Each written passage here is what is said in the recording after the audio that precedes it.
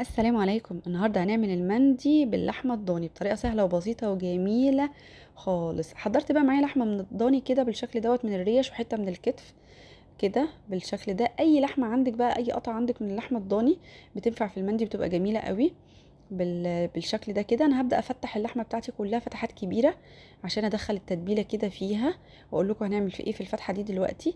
بالشكل ده فتحيها بالسكينه كده على قد ما تقدري. هي كانت سهله في الفتح بصراحه. اللحمه اللي معايا كانت صغيره، ما كانتش كبيره قوي كده بالشكل دوت. فتحت الفتحات وهبدا بقى كده. اللحمه بتاعتي جاهزه، هبدا بقى احضر التتبيله بتاعتي. معايا نص كوبايه من العصير البرتقال البلدي بالشكل ده. لو مش موجود عصير برتقال ممكن نص كوبايه من العصير الليمون. حضرت التوابل بتاعتي بقى عباره عن فلفل اسمر وكاري وكركم وزنجبيل وقرفه وعدد من فصوص الثوم والحبهان. هاخد التوابل بتاعتي كلها بقى مع معلقه الملح كده بالشكل دوت، واحاول ادوب التوابل بتاعتي كده مع عصير البرتقال بالشكل ده كده. التتبيله ديت بتنفع لكل المشاوي. اخد بقى نص فنجان من زيت الزيتون او معلقتين كده بالشكل دوت. زيت الزيتون مع الضاني بيخلي ريحه اللحمه الضاني خرافه بصراحه، جميله قوي وطعمها لذيذ. دبس الرمان هاخد معلقه كده بالشكل دوت، كمان معلقه من الصويا صوص بالشكل ده كده. واقلب الحاجات دي كلها في بعضها، وما ننساش بقى معلقتين من العسل النحل اللي بتخلي طعم الحاجه مسكره وبتعمل معادله حمضيه بتخلي طعم المشاوي خرافه وبتدي لمعه خطيره كده بالشكل ده كده. قلبي بقى الحاجات دي كلها ببعضها، دوبي دوبي على قد ما تقدري بالشكل ده. تتبيله سهله وبسيطه خالص، ما بتاخدش 10 دقايق. هتبل بقى طبعا. انا اللحمه بتاعتي هتبلها قبلها بساعتين قبل ما ادخلها الفرن واشويها.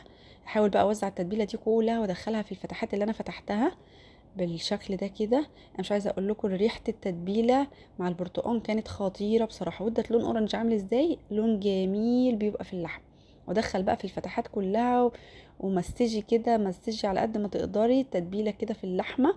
المساج دوت مهم جدا، بيخلي اللحمه بيوصل لها التتبيله كلها بالشكل ده كده من فوق ومن تحت. ودخلي في كل الفتحات اللي انت فتحاها دي بالشكل ده كده على قد ما تقدري. وما تبقى من التتبيله دي حطيها على اللحمه، وانتي قبل ما تدخليها الفرن ما ترميش اي حاجه خالص. الرز بقى تحتها بياخد اللون الاورنج ده، بيبقى جميل بصراحه بالشكل ده كده. تبلت بقى، سيبيها ساعتين على الرخامه او في التلاجة، وبعد ساعتين هندخلها الفرن. مسجي على قد ما تقدري. انا لابسه جلافز كده عشان الكركم والكاري ما يلونش الايد بالشكل ده. هبدا احط بقى التوم بتاعي في الفتحات اللي انا فاتحاها دي، وممكن احط في الفتحات حبهان وقرنفل. انا حطيت حبهان بس ما حطيتش قرنفل بقى عشان ما غيرش الطعم قوي. انا بس حطيت حبتين حبهان كده عشان يعني يخلوا النكهه جميله، ما بيخلوش اي ريحه زفاره خالص. والثوم مع اللحمه الضاني خطير، طعمه تحفه خالص بصراحه. بيبقى طعمه اطعم من اللحمه كمان، وبيسحب ريحه الزفاره خالص من اللحمه الضاني، بيخليها في حته تانية خالص بالشكل ده كده. اصبحت اللحمه بتاعتي مجهزه ومتبله. هبدا اجيب سرفيس بقى بالشكل ده كده. هحضر الرز بتاعي ده نص كيلو من الرز البسمتي، ضفت عليه معلقه كوبايه من الرز المصري بتاعي. انا بحب نكهه الرز المصري مع البسمتي، لكن لو في عزومه اعملي رز بسمتي بس بيبقى شكله اشيك. حضرت التوابل بتاعتي بقى، قرفه وزنجبيل وفلفل اسمر وورق لورا وقرفه عيدان كده بالشكل دوت، ومعلقه من الملح صغيره. هضيفها بقى للرز بتاعي بالشكل دوت. وده جزر مبشور هبدأ اضيفه للرز برضو واقلبه كده بالشكل دوت. وحبهان قرنفل بقى، وحطيت حبهان برضو، مش عايزين ننسى القرنفل ولا الحبهان. نكهي الرز كده نكهة الرز الكبسة عادي خالص. احط شبكة وابدأ احط عليها اللحمة بتاعتي بالشكل ده. لو مفيش شبكة عندك ممكن تحطي في حلة مثلا الرز وتحطي عليه ورق السلوفان ورقتين، وتخرمي ورق السلوفان وتحطي اللحمة من فوق. نص بقى فنجان من الزيت، لو زيت زيتون ماشي، زيت عادي ماشي، الاتنين بيمشوا. هبدأ احط اللحمة عليهم كده بالشكل دوت. ولو ما حطيتش زيت خالص، اللحمة كده كده بتنزل العصارة اللي فيها وبتنزل الدهون، فبيبقى الرز طعمه خرافي. بس الزيت بيخلي الرز مفلفل شوية. احط بقى كده مية مغلية عشان تسهل معايا عملية التسوية بالشكل دوت. هغطي الرز بس بالشكل ده، واحط بقى قرنين من الفلفل الحراق عشان الرز يبقى طعمه حراق كده شويه، واللحمه فيها نكهه الحرقان ده بتبقى خطيره بالشكل ده. اللحمه بتاعتي اصبحت جاهزه. هبدا بقى اغلفها كويس قوي كده بالشكل ده كده بورق الزبده. ادهني ورق الزبده بالزيت عشان ما يلزقش في اللحمه، وحطي بقى ورق الزبده كده بالشكل ده. قفلي على قد ما تقدري، اكتمي اللحمه خالص عشان تستوي بقى. وبعد كده بورق السلوفان لفي مره واتنين وتلاته كده اللفة بتاعت اللحمة بتاعتك هي اللي هتسويها بالشكل ده كده. اصبحت جاهزة اهو. هبدأ اسويها بقى وادخلها الفرن بعد ما قفلت عليها كويس خالص. هولع بقى الفرن بتاعي من فوق ومن تحت، الشوايه من فوق ومن تحت على اعلى درجه حراره.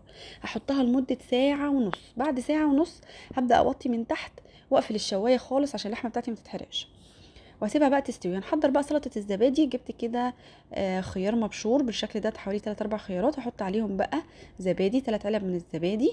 ممكن تقطعي فص ثوم ناعم خالص وتحطيه، بس انا ما بحبش الثوم مع سلطه الزبادي بصراحه، فبستكفى بس بالزبادي. واحط معاها نعناع كده بالشكل ده كده. قلبي بقى الزبادي، ما بتاخدش حاجه، لازم سلطه الزبادي مع اللحمه الضاني بترطب كده وبتخلي الاكل لذيذ بصراحه وجميله، وبتساعد على الهضم، لان احنا اتفقنا ان اللحمه الضاني يعني دسمه شويه. فانا حسيت بقى ان هي عايزه زبادي، فحطيت كمان علبه زبادي كده بالشكل دوت. اعملي الكميه المناسبه ليكي، انا عملت كميه على عدد الافراد اللي كانت عندي. ما ننساش بقى معلقه من الكمون، لازم نحط معلقه من الكمون مع سلطه الزبادي. الله، بتريح القولون جدا. سلطه الزبادي دي مريحه وجميله وبتساعد في الهضم. نحط بقى عصره من الليمون، وزي ما قلنا ممكن نحط فص توم، بس انا ما بحبش التوم في السلطه. وده نعناع اخضر انا مقطعاه ناعم خالص بالشكل ده كده. اصبحت سلطه الزبادي جاهزه كده. هحطها بقى تسقع وبقدمها ساقعه مع اللحمه ومع المندي بتاعي. هبدا اعمل بقى صلصه شطه كده بالشكل ده. حضرت بقى فلفل حراق وطماطم انا مقشراها، وفنجان من الخل والتوابل بتاعتي والخضار اللي انا مشكل مقطعاه. هبدا احط بقى الطماطم بتاعتي والفلفل الحراق. لازم احط فلفل حراق، هي صلصه كده حراقه بتتعمل جنب رز الكبسه. والكمون والفلفل الاسمر ومعلقه من الكزبره، والملح بتاعي معلقه من الملح. واحط بقى ده خضار مشكل كده احطه معاها، ونص فنجان من الخل بالشكل ده، وممكن نعصر ليمونتين عليه، بس انا استكفيت بالخل. وهضرب الحاجات دي كلها في الخلاط. هتطلع لي بالشكل ده ريحه جميله وطعم جميل، بتبقى مشطشطه جنب المندي. هنبدا بقى في المرحله ديت نحمر المكسرات. معلقه من الزيت كده، وهبدا بقى احمر فيها المكسرات. معايا فول سوداني ومعايا زبيب ومعايا لوز مقشر انا مقشراه. هبدا احمر كده المكسرات بحيث ان هي تاخد بس طعم وريحه كده، وتبقى ناشفه شويه. المرحله دي جميله قوي، والمكسرات بتبقى جميله مع المندي، خطيره. اي مكسرات عندك حطيها، المتاح بالنسبه لك كده. حاجه بسيطه على النار بالشكل دوت تتحمص بس كده. طبعا انا كنت غاسله الزبيب ونقعاه قبلها، وحطيته بقى مع المكسرات كلها كده بالشكل ده. ابدا بقى اطلع المندي بتاعي من الفرن. الله على الريحه، مش عايزه اقول لكم ريحه خطيره. حاجه سهله وبسيطه في العزايم وتبقى جميله وشيك قوي. شايفين ريحته خطيره ولونه جميل وعامل ازاي؟ تسويته كاني مشوياها بالظبط على الفحم بالشكل ده. شلنا اللحمه بقى وهنبدا نقلب الرز كده ونشوف الرز بتاعنا استوى ولا لا. كده شلت الفلفل على ما اقلب. الرز خطير وريحته جميله، والله تحفه بصراحه، وكان طعمه جميل وخفيف جدا. رغم انه ضاني، زيت الزيتون مع العسل خلى اللحمه خفيفه خالص بصراحه. شايفين الرز جميل ازاي؟ تحفه. وده اللحمه بتاعتنا بقى كده. تعالوا بقى نحط عليها المكسرات بالشكل ده كده.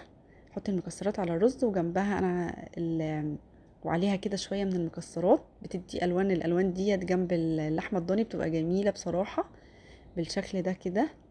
تحفة. الأكلة كانت جميلة والريحة كانت جميلة جدا، وشكل الأكل كان خرافة. بتبقى عزومة كده، مندي وجنبها سلطة الزبادي وصلصة الشطة اللي احنا بنعملها جنبها بس، مع بيبسي أو عصير.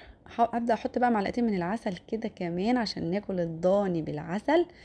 الله، بيخلي العسل بيخلي طعم الضاني تحفة. احنا حاطينه في التتبيلة وكمان بناكل الضاني بالعسل، بيبقى خطير. اللحمة دي كانت مستوية جدا ومهرية خالص خالص خالص، بس هي كانت سخنة شوية فانا ما كنتش عارفة اقطعها. قطعت حتة صغيرة كده، مش عايزة بهدل الشكل بقى عشان الضيوف. شايفين؟ خطيرة جميلة. هنغمسها كده في العسل وناكل. تحفة.